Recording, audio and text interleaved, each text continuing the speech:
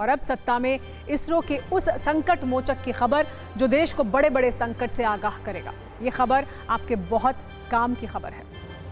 5, 4, 3, 2, 1, 0।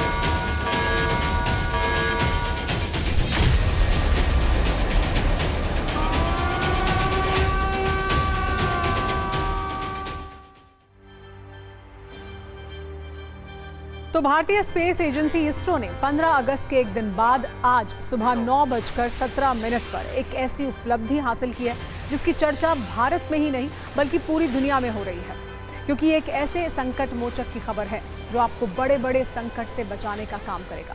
ये एक ऐसा सैटेलाइट है जो स्पेस से अब आपदा वाले डेंजर सिग्नल भेजकर पहले ही अलर्ट कर देगा। इसीलिए आज तकनीक से भरी इस खबर को हम आपको बिल्कुल सरल भाषा में समझाने वाले हैं। सबसे पहले इस शुभ समाचार पर हमने अपने न्यूज मित्रों के लिए सवाल जवाब वाली कुंजी तैयार की है, जिससे आपको ये समझ में आ जाएगा कि कैसे स्पेस में भारत की सत्ता और मजबूत हो गई है। आज इंडियन स्पेस रिसर्च ऑर्गेनाइजेशन ने श्रीहरिकोटा के Satish Dhawan space centre earth observation satellite 08 की सफल लॉन्चिंग की है।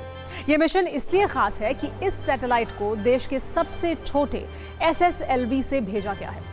अर्थ ऑब्जर्वेशन सैटेलाइट पृथ्वी की कक्षा से बाहर करीब 475 किलोमीटर ऊपर स्थापित किया गया है, लेकिन इसका मकसद सबसे खास है क्योंकि सैटेलाइट भविष्य में होने वाली प्राकृतिक आपदाओं से पहले ही आपको अलर्ट कर देगा।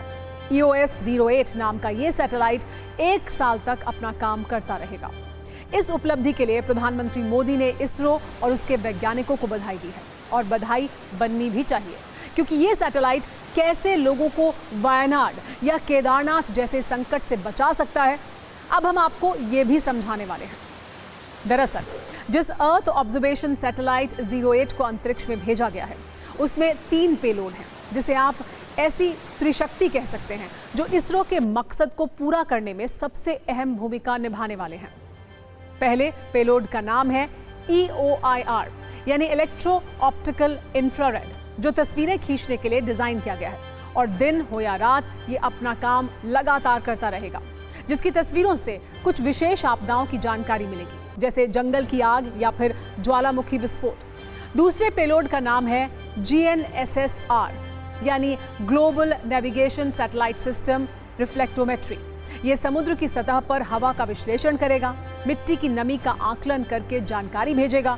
इसके अलावा इसमें बाढ़ का पता लगाने के लिए रिमोट सेंसिंग क्षमता है, यानी ये पेलोड वायनाड जैसी आपदाओं से पहले ही अलर्ट कर देगा।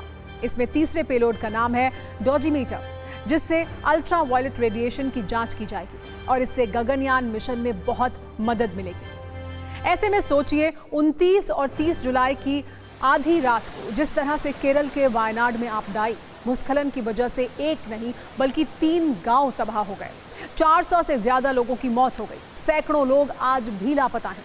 अगर ऐसी आपदाओं का अलर्ट एजेंसियों को पहले से मिल जाएगा तो कितने लोगों की जिंदगी बचाई जा सकेगी। इसीलिए इसरो के वैज्ञानिकों ने जो किया है वो वाकई में तारीफ के हकदार है।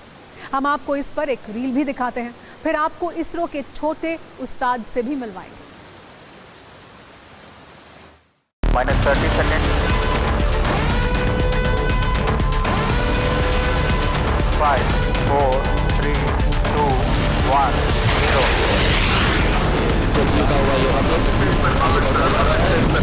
third development flight of SSLV D3 with the EOS-08 satellite has been successfully accomplished.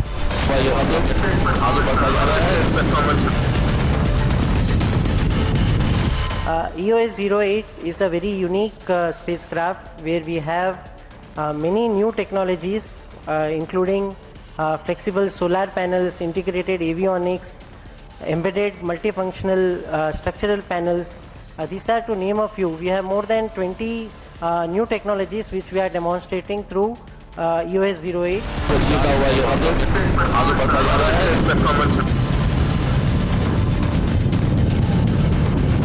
And we have three very new payloads. One is the infrared payload UIR from SAC, which will give us the imaging capability in day and night and also help us in disaster management, etc.